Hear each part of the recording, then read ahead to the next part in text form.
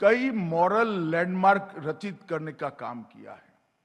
जब मोदी जी 2014 में प्रधानमंत्री बने और संसद की सीढ़ियों पर मत्था टेक कर संसद को लोकतंत्र के एक सबसे बड़ी पंचायत के भवन को सेवा के मंदिर के रूप में परिचय कर हमारी संविधान की स्पिरिट का बहुत लंबे अरसे के बाद दुनिया को परिचय कराया।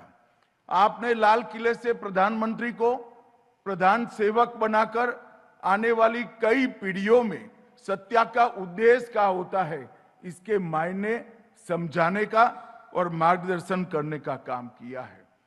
संविधान को एडमिनिस्ट्रेशन का धर्म ग्रंथ कर सरकार चलाने का धर्म ग्रंथ के रूप में परिचय कराकर आपने संविधान का सम्मान बढ़ाया है और आपके शासनकाल में गुरु नानक देव जी के सेवा के संदेश को चरितार्थ करने का भी काम किया है।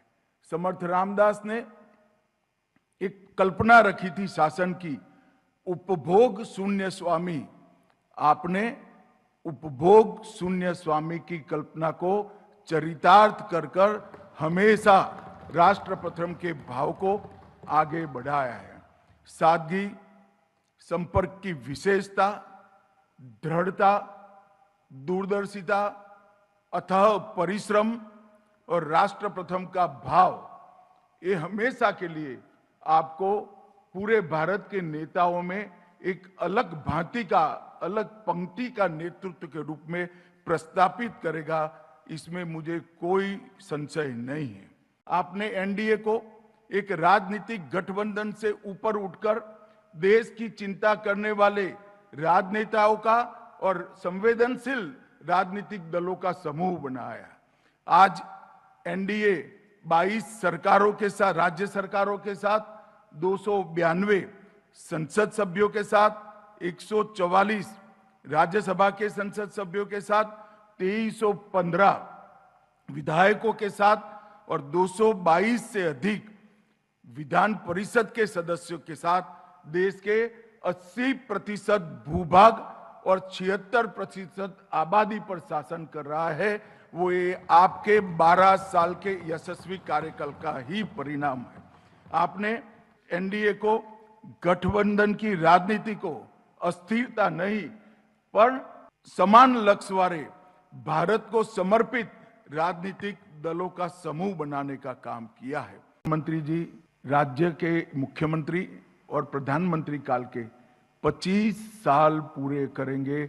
मुझे लगता है लोकतांत्रिक देशों में ऐसा कोई देश नहीं होगा जहां एक व्यक्ति जो गरीब से गरीब परिवार से जन्मकर, कोई जाति के आधार पर बगैर, कोई परिवार के बैकग्राउंड के बगैर नीचे से शुरुआत करते हुए देश के सर्वोच्च पद पर पहुंचता है और 25 साल तक राज्य और देश का नेतृत्व करता है। मुझे लगता है कि हम इस सभागार में जो बैठे हैं वो सभी 7 अक्टूबर का मौका भी देश को विश्व में प्रस्थापित करने के लिए, हमारे लोकतंत्र के महिमा मंडन के लिए और हमारे नेतृत्व की शक्ति को दुनिया को परिचय करने के लिए उपयोग करना चाहिए। मुझे लगता है कि इस बारे में आप सब भी, आपकी दलों के अंदर, व्यक्तिगत रूप से आप और सरकारों के अंदर क्या क्या किया जा सकता है कि भारत के लोकतंत्र की ये उपलब्धि कि गरीब बच्चा किसी भी का सहारा लिए बगैर अपनी क्षमताओं के आधार पर 25 साल तक राज्य और देश का नेतृत्व करें, इस घटना के महिमा मंडन के लिए और लोकतंत्र की शक्ति को दुनिया में पहुंचाने के लिए हम क्या कर सकते हैं, इसके सुझाव अगर आप लिखकर हमारे राष्ट्रीय अध्यक्ष जी को भेजेंगे तो पार्टी के लिए, एनडीए के लिए और देश की जनता के लिए एक बहुत मदद रूप साबित होंगे। 25 साल तक एक भी दिन छुट्टी लिए बगैर लगातार 18 से 20 घंटे मेहनत कर कहीं पर कुर्ते पर करप्शन का दाग लगाए बगैर अपने परिवार को नहीं, पूरे देश को अपना परिवार बनाकर आपने जो नेतृत्व दिया है, आपके कार्यकाल की, आपकी सिद्धियों की हम सब बुरी बुरी प्रशंसा भी करते हैं, अनुमोदना भी करते हैं, उसको हम प्रेरणा पुंज भी मान रहे हैं। आजादी के 75 साल हुए, मैं गृह मंत्री के रूप में काम करता था। मोदी जी ने एक बैठक बुलाई और उन्होंने आजादी के अमृत महोत्सव को मनाने के लिए देश की सरकार की तैयारियों के लिए ये बैठक थी। उसके बाद कोरोना भी आया, मगर मित्रों मैं जरूर कहना चाहता हूं, जिस विजन के साथ उन्होंने आजादी का अमृत महोत्सव मनाया, इसके कारण हमारी सभी सिद्धियों को दुनिया के सामने रखने का भी काम हुआ। युवा पीढ़ी को आजादी के संग्राम से परिचय कराने का भी काम हुआ। भारतीय भाषाएं और भारतीय संस्कृति और कई गुमनाम आजादी के स्वतंत्रता सेनानियों को फिर से एक बार पुनर्जीवित करने का भी काम हुआ। परंतु अमृत काल की संकल्पना ने पूरा दृश्य बदल कर रख दिया। उन्होंने 75 साल के समारोह के वक्त कहा था कि आज से भारत का अमृत काल शुरू हो रहा है, और 75 साल से लेकर भारत की आजादी की सदी तक के काल को अमृत काल के रूप में उन्होंने व्याख्यायित किया। और देखते देखते देखते 15 अगस्त 2047 के विकसित और आत्मनिर्भर भारत की संकल्पना को, विचार को प्रधानमंत्री के विचार से बदलकर 140 करोड़ जनता का संकल्प बनाने का काम हमारे नेता नरेंद्र मोदी जी ने किया। सार्वजनिक जीवन में कई मॉरल लैंडमार्क रचित करने का काम किया है।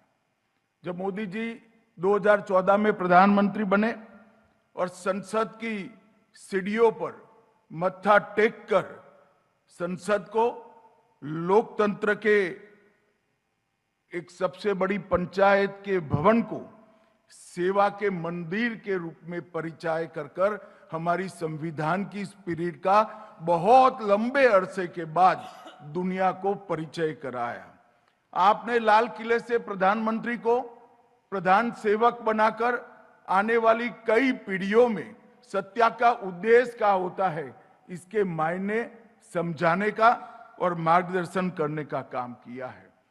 संविधान को एडमिनिस्ट्रेशन का धर्म ग्रंथ कर सरकार चलाने का धर्म ग्रंथ के रूप में परिचय कराकर आपने संविधान का सम्मान बढ़ाया है। और आपके शासनकाल में गुरु नानक देव जी के सेवा के संदेश को चरितार्थ करने का भी काम किया है। समर्थ रामदास ने एक कल्पना रखी थी शासन की, उपभोग शून्य स्वामी। आपने उपभोग शून्य स्वामी की कल्पना को चरितार्थ कर हमेशा राष्ट्र प्रथम के भाव को आगे बढ़ाया है।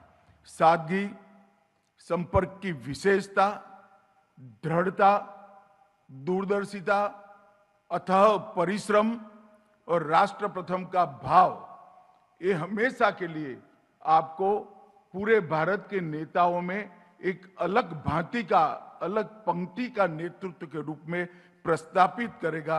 इसमें मुझे कोई संशय नहीं है।